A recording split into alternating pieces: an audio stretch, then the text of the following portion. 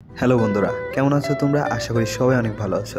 আমি হলাম স্নাইকো, তোমাদের জন্য নতুন একটা মুভি নিয়ে এসেছি। আজকের এই মুভিতে একটি মেয়ে আছে, যে মেয়েটি কথা বলতে পারে না, কানে শুনতে পারে না। সে যেই স্কুলে পড়ালেখা করত তারই একটি ক্লাসমেট। সে ছিল খুবই বাজে একটা ছেলে। সেই ছেলেটা তাকে অনেক বেশি জ্বালাতন করত, কিন্তু একটা সময় এই খারাপ ছেলেটা আত্মহত্যা করার চেষ্টা করে। কিন্তু হঠাৎ কেন এই খারাপ ছেলেটা আত্মহত্যা করার চেষ্টা করে, সেটা জানার জন্য পুরো মুভিটা স্কিপ না করে দেখতে থাকো। মুভির শুরুতেই আমরা একটি ছেলেকে দেখতে পাই, যার নাম হলো ইশিদা, যে কিনা একটি ব্রিজ থেকে আত্মহত্যা করার চেষ্টা করছিল। আর তখনই হঠাৎ করে সে থেমে যায়। আর তখন আমরা অতীতের একটি ঘটনা দেখি। ইশিদা তখন স্কুলে পড়াশোনা করত, আর সেদিন তাদের স্কুলে একটি মেয়ে আসে, যার নাম ছিল নিশিমিয়া। দুর্ভাগ্যবশত মেয়েটি কথা বলতে পারতো না, এবং কি কানেও শুনতে পারতো না। সেই কারণে সে কাগজে নিজের পরিচয় লিখে সবাইকে দেখায়।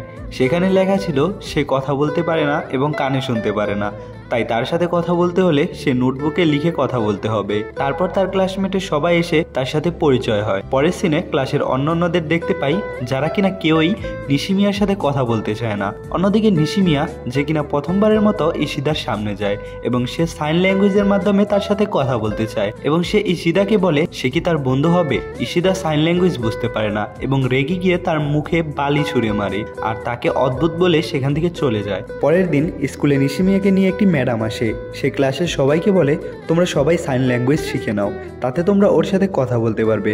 তখন ক্লাসের সব ছেলে মেয়ে বলে আমাদের সাইন ল্যাঙ্গুয়েজ শেখার কোনো দরকার নেই।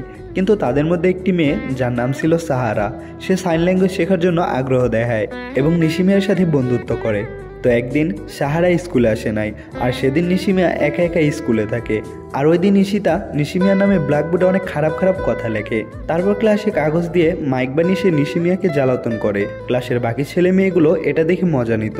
ইশিতা একদিন নিশিমিয়ার কান থেকে হেয়ার মেশিন টান দিয়ে ছিঁড়ে ফেলে। এর ফলে নিশিমিয়ার কান দিয়ে রক্ত বের হয়। ছুটির সময় ইশিতা যখন বাসায় যাচ্ছিল, সেখানে নিশিমিয়া আসে এবং তাকে সরি বলে। এতে সে আরো বেশি রেগে যায়, কারণ সে তাকে ডিস্টার্ব করে, তারপরে সে তাকে উল্টো সরি বলতেছে। সেভাবে মেয়েটা হয়তো পাগল।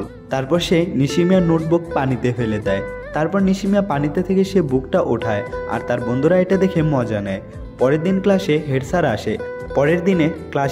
আইসা বলে ক্লাসে এমন একজন আছে যে নিশিমিয়াকে জ্বালাতন করে এবং তার দামি হেয়ার মেশিন যেটা হারিয়ে ফেলেছে, আর কে এই কাজ করছে সেটা জানতে চাই।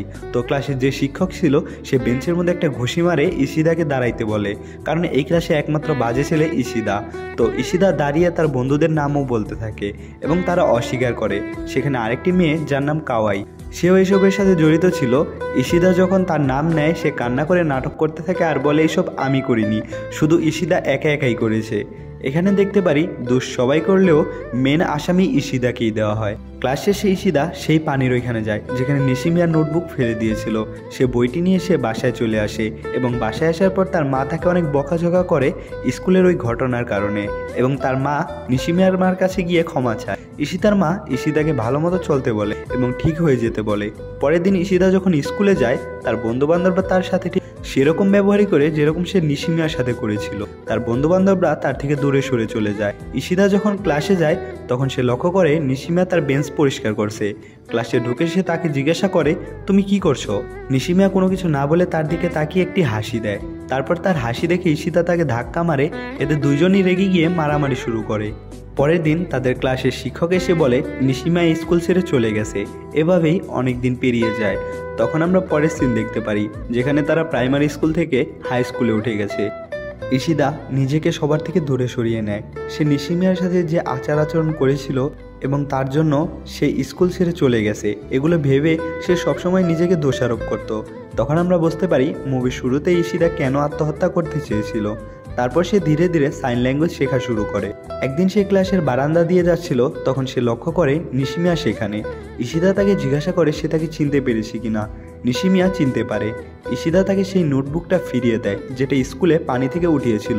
একদিন বাসায় খাবার খাওয়ার সময় তার মা তাকে বকা দিতে থাকে, কারণ সে রুমে সবকিছু বিক্রি করে দিয়েছে আর তার ক্যালেন্ডারে 15 তারিখের পর আর ডেট নেই। এতে সে বুঝে যায় যে ইশিদা মরতে চায়। ইশিদা তার মায়ের কাছে ক্ষমা চায় আর বলে পরের বার এমন কিচ্ছু করবো না।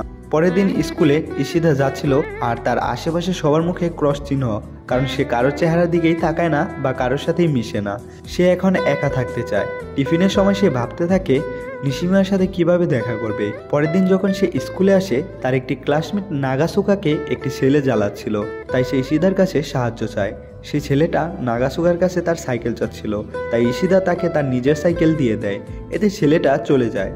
তারপরে সিনে ইশিদা একটি ফ্রেঞ্চ ব্রেড নিয়ে নিশিমিয়ার সাথে দেখা করতে যায়, আর সেখানে একটি ছেলে থাকে, সে তাকে নিশিমিয়ার সাথে দেখা করতে মানা করে দেয়, এমনকি তাকে সেখান থেকে তাড়িয়েও দেয়।